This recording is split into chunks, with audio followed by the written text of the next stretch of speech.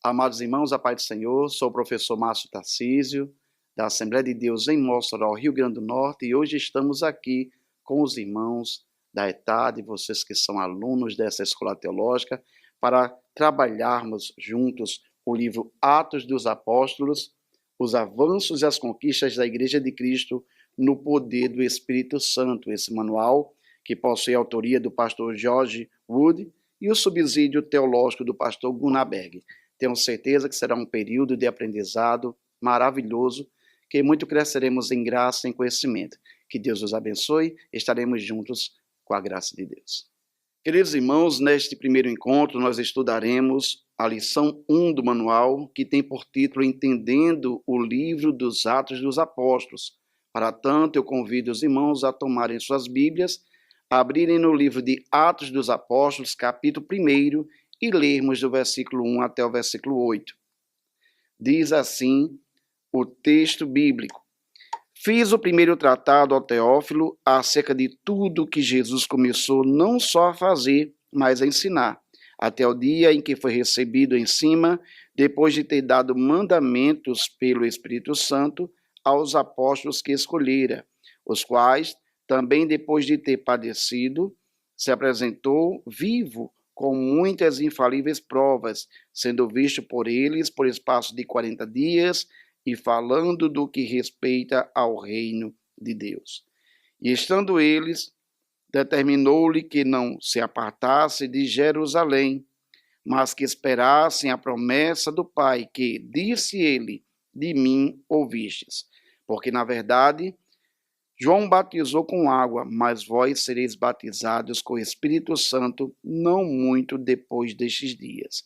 Aqueles, pois, que haviam reunido, perguntaram-lhe, dizendo: Senhor, restaurarás tu neste tempo o reino a Israel?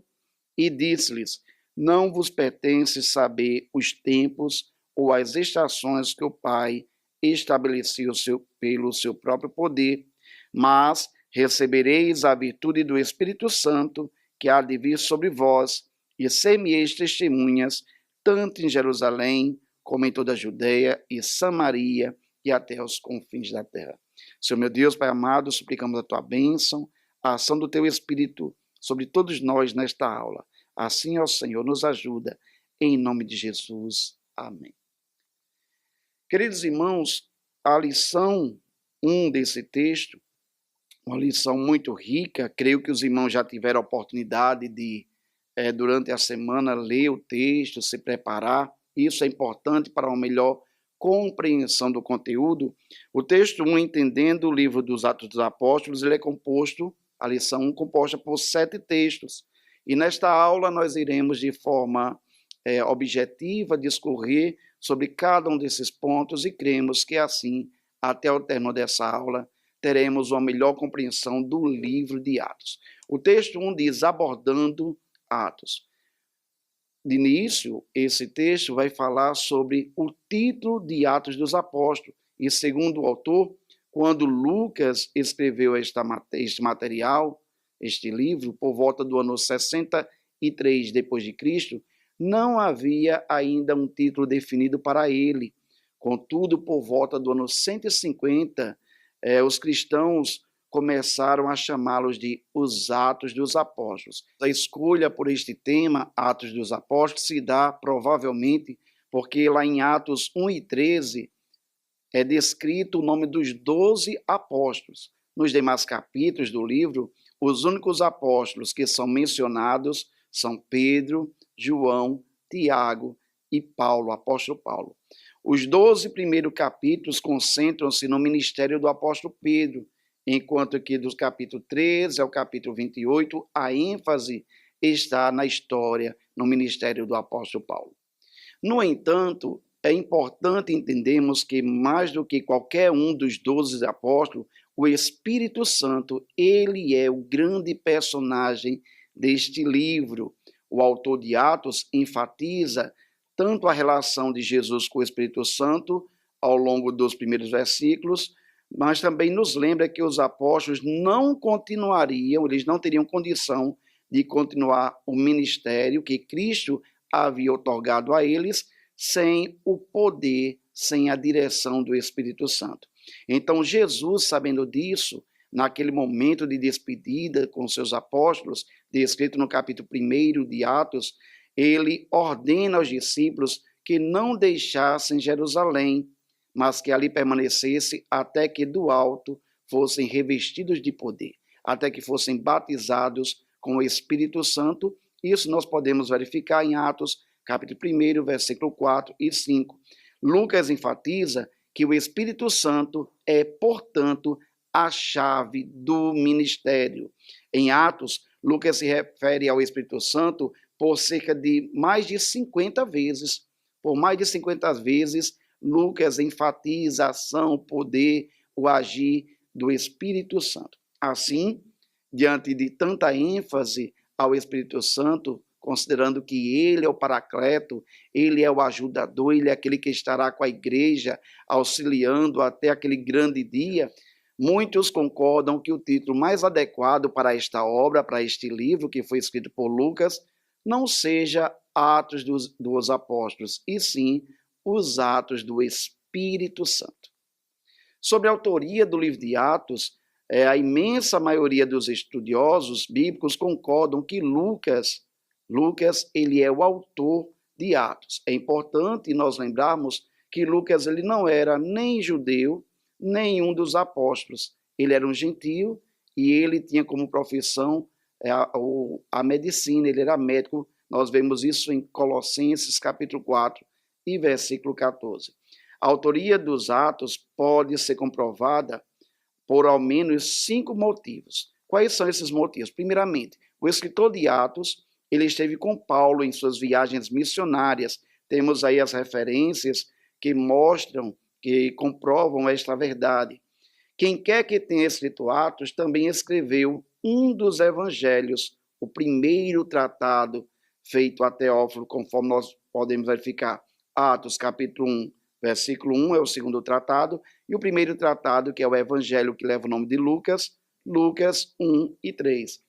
Também deixa claro que o escritor de Atos não era um dos 12 apóstolos.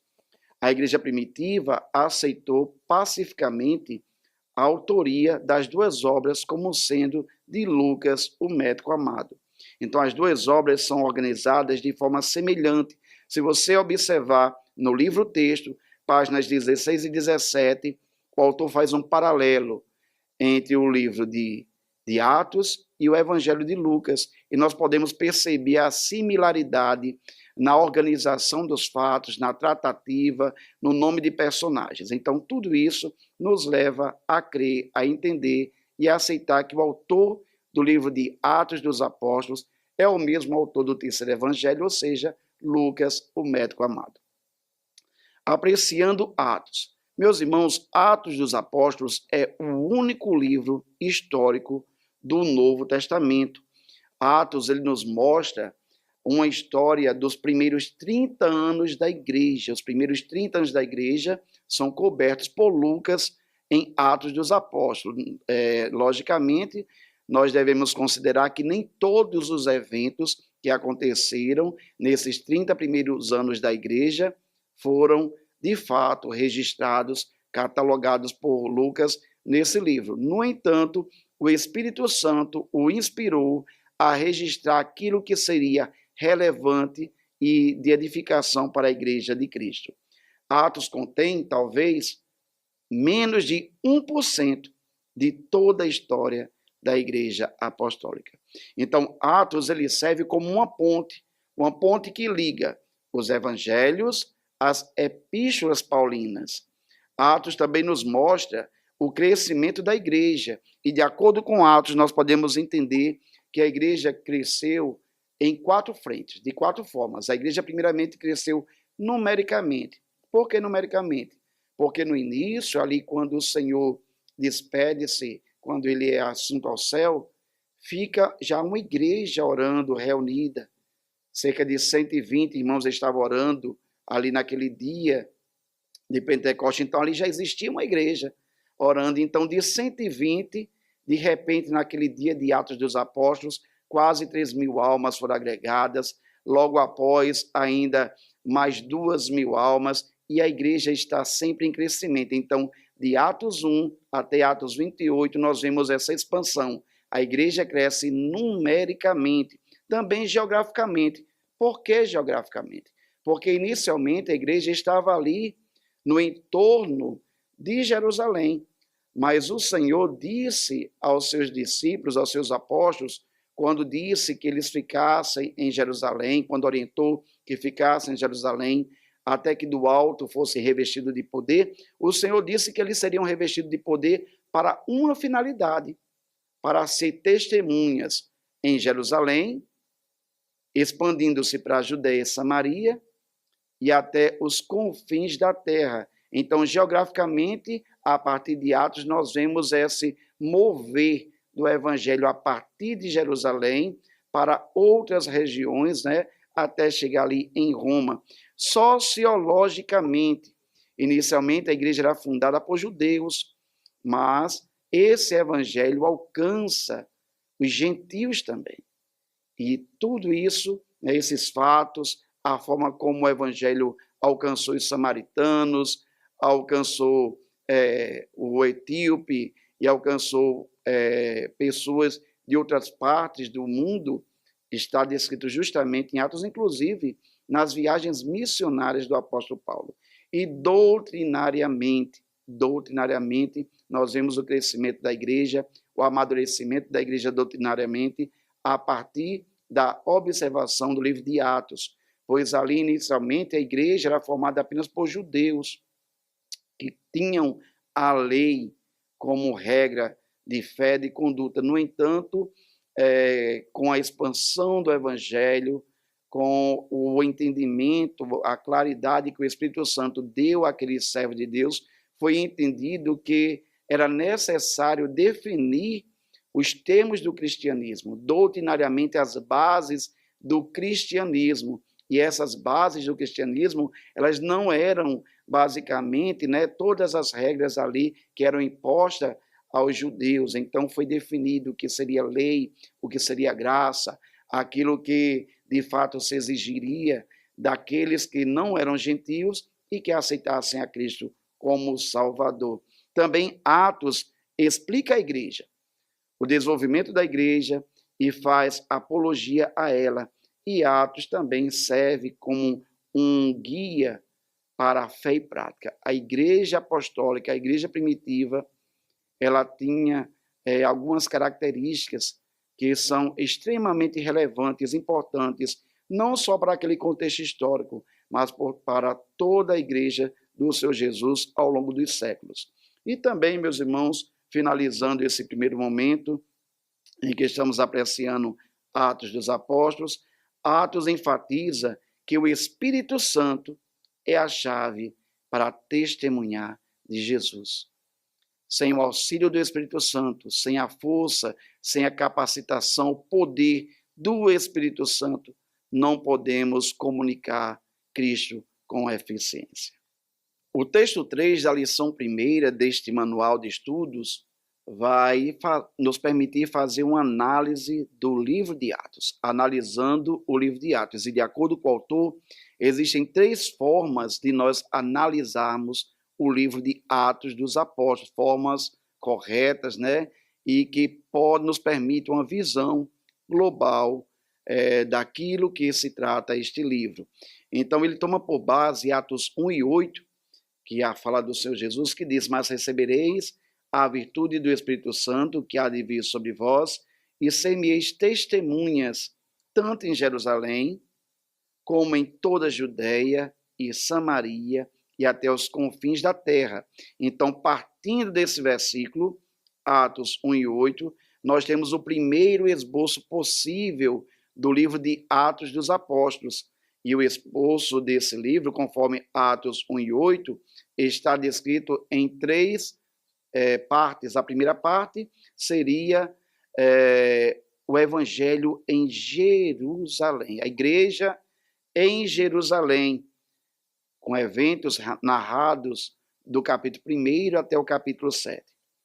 Em seguida, vem o evangelho expandindo-se a igreja em Judeia e Samaria. Vemos esta realidade, estes fatos, estes eventos, analisando os capítulos 8 ao capítulo 12. E do capítulo 13 ao 28, vemos então o evangelho, a igreja se expandindo por toda a terra. Então, de acordo com Atos 1 e 8, o livro de Atos pode ser dividido em 3 partes. Um segundo esboço possível para analisarmos o livro de Atos dos Apóstolos pode ser definido a partir dos ministérios dos apóstolos Pedro e Paulo. Todos nós sabemos, quando analisamos o livro de Atos dos Apóstolos, que Deus levantou de uma forma especial Pedro para pregar o evangelho aos judeus, aos da circuncisão. Também, de uma forma muito extraordinária, o Senhor levanta o apóstolo Paulo, salva Paulo, transforma Paulo e levanta Paulo com a visão especial direcionada a propagar o evangelho, as boas novas de salvação a um outro público, aos gentios, aos não da circuncisão, aos incircuncisos. Assim, meus irmãos, podemos ver, analisando os ministérios de Pedro e Paulo, o quanto eles se dedicaram em propagar as boas novas de salvação a grupos distintos. Verificamos do capítulo 1 ao capítulo 12 o ministério forte de Pedro, pregando sempre aos gentios, curando um manco de nascença, a sombra de Pedro que trazia cura, que lidou com Simão e feiticeiro, trouxe Dorcas de volta à vida, entre outros fatos que marcaram o ministério de Pedro. Considerando o ministério de Paulo, vemos a semelhança, só que focado ali para o público gentílico. De igual forma, vemos que a partir de Atos 13 até Atos 28, Paulo ele desenvolve o seu ministério pregando aos gentios, curando também um manco de nascença. Os lenços e aventais de Paulo promoviam cura, Ele lidou com Bar Jesus, o feiticeiro, ele expulsou demônios de uma menina lá em Filipos e curou muitos na ilha de Malta. Vemos essa similaridade entre os ministérios de Pedro e Paulo, logicamente entendendo que Deus levantou cada um desses apóstolos para levar o evangelho a públicos específicos. Pedro pregando o evangelho aos judeus e Paulo pregando o evangelho aos gentios. Um terceiro e último esboço para o livro de Atos dos Apóstolos se dá a partir das 24 mensagens contidas em Atos. E conforme você pode verificar no manual de estudos, nós temos o apóstolo Pedro trazendo mensagens importantes, relevantes, Pedro, Gamaliel, Estevão, Paulo e Barnabé, Gálio, Demétrio, funcionários da cidade de Éfeso, Paulo também. Então, existem 24 mensagens importantes que estão contidas ali no livro de Atos dos Apóstolos e nos permite traçar um esboço para estudo desta importante obra. O quarto texto da primeira lição, Lucas introduz seu segundo tratado. Meus irmãos, em sua apresentação do segundo tratado a Teófilo, Lucas destaca 2 pontos importantes. Primeiramente, a promessa do revestimento de poder. O Senhor Jesus orienta aos discípulos que eles não se ausentassem de Jerusalém, mas que permanecessem, pois eles seriam batizados com o Espírito Santo e a partir de então, capacitados pelo Espírito Santo, eles seriam testemunhas de Cristo durante todo o império, partindo de Jerusalém. Mas o evangelho não era para ficar restrito aos judeus. Então, de Jerusalém, avançando para toda a Judéia, Samaria e até os confins da terra. Outro ponto importante são as instruções finais de Jesus aos discípulos. Justamente, ficar em Jerusalém, aguardar a promessa do Pai, para que então fossem cumpridores da missão, levar a mensagem de salvação a todos, que o evangelho não ficasse restrito somente ao entorno de Jerusalém, que o evangelho não fosse uma exclusividade dos judeus, mas que a obra de Cristo alcançasse todos os povos, levando salvação, transformação e que vidas fossem alcançadas para a glória de Deus. O dom que o Pai nos prometeu, Atos, capítulo 1, versículo 1 ao versículo 5. Lucas e Atos foram escritos para Teófilo, um amigo de Lucas. O nome Teófilo é uma combinação de duas palavras gregas, Theo, que significa Deus, e Filo, amor. Logo, podemos entender que Teófilo significa aquele que ama a Deus. Existia uma ordem, né, para que então eles recebessem esse dom que o Pai prometeu, ficar em Jerusalém até que recebesse o batismo com o Espírito Santo. Nós vemos essa recomendação do Cristo aos discípulos, observando tanto o Evangelho de Lucas, no capítulo 24, versículo 49, como também analisando Atos dos Apóstolos, capítulo 1, versículos 4 e 5. Então, os discípulos, eles não tinham dimensão da tarefa a ser feita. Por isso que eles precisavam ser revestidos pelo Espírito Santo, ser capacitados, direcionados pelo Espírito Santo, necessitavam do batismo com o Espírito Santo.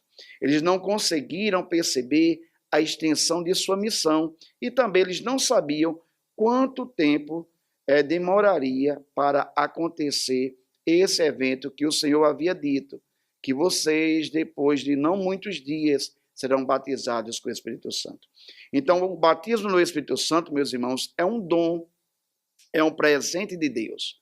Nós vemos essa verdade embasada em Lucas 11, 13, Lucas 24, 49, Atos 1 e 4, Atos 2 e 33, Atos 2, 38 a 39. O batismo é um dom, mas quem é o batizador é Jesus Cristo.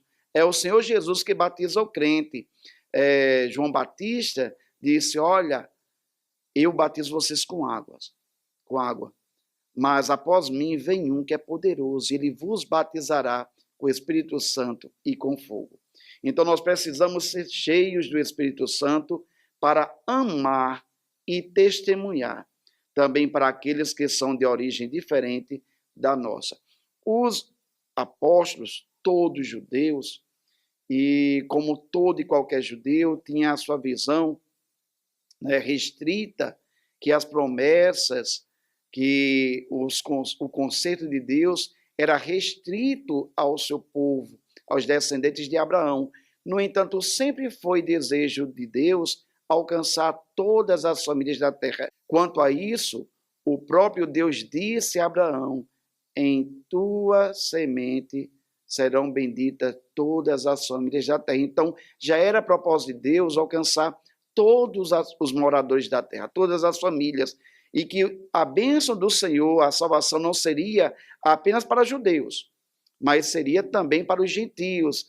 E só que os apóstolos, aqueles 12, a igreja primitiva, não tinha muita clareza, existiam muitas barreiras que precisavam ser quebradas e que ao longo da história o próprio Espírito Santo vai trabalhando, vai direcionando e fazendo-os entender que o propósito de Deus não era somente alcançar os de Jerusalém, não era também alcançar somente os da Judéia, mas era também alcançar os da Samaria, a quem eles não amavam, a quem eles não se comunicavam, e também todos os moradores da terra. O trabalho da igreja. É importante, meus irmãos, reconhecermos que o grupo de cristãos que participou de Atos 2 já estava organizado antes do derramamento do Espírito Santo. Por vezes nós ouvimos pregações e ensinadores dizer que ali em Atos 2 aconteceu a fundação da igreja. Contudo, quando analisamos o texto bíblico, nós entendemos que ali, antes do Pentecoste, os fiéis já estavam unidos, adorando, orando e esperando ser revestidos com o poder de Deus. Então já existia um grupo de 120 irmãos esperando a promessa, unidos, perseverando, crendo. Então ali já existia uma igreja, né? Os crentes já eram cristãos, aqueles salvos já eram igreja. Então o propósito de Pentecoste não era criar uma igreja, mas era dar à igreja, dar a ela o poder sobrenatural para que ela pudesse, com eficácia, cumprir a sua missão. Era capacitar aquela igreja, aqueles crentes, para o ministério do serviço, para dar testemunha aos perdidos e ajudar os crentes a partir de Jerusalém, a partir de sua cidade natal, até os confins da terra. Meus irmãos, o sétimo e último texto desta primeira lição do livro Atos dos Apóstolos, Avanços e as Conquistas da Igreja de Cristo no Poder do Espírito Santo, fala sobre passos para o Pentecoste. Então, a partir de Atos capítulo 2, nós podemos identificar três passos, três caminhos, três atitudes para os crentes que desejam ser guiados e cheios pelo Espírito Santo. Então, quais são esses três caminhos, essas três ações? Primeiramente, obediência a Deus. Obediência.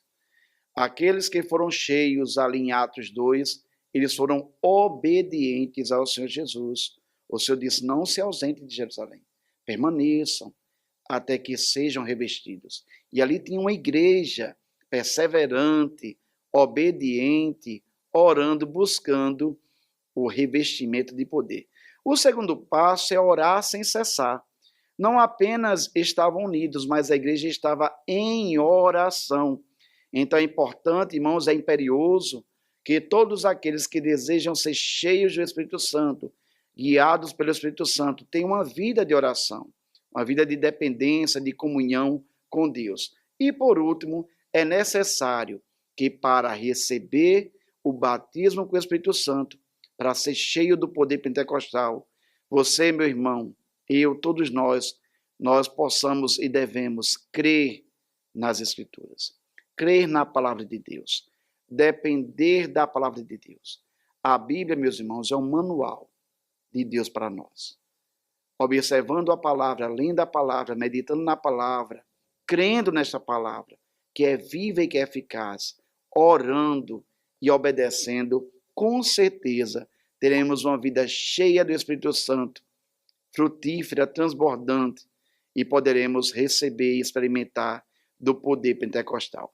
Meus amados irmãos, assim finalizamos essa primeira lição do livro Atos dos Apóstolos, dessa disciplina tão importante para a igreja, para todos nós. Desejamos que Deus te abençoe, permaneça, persevere, a vitória é nossa, em nome de Jesus. Nos encontraremos em breve com a lição 2. Que Deus abençoe a todos, em Cristo Jesus. Amém.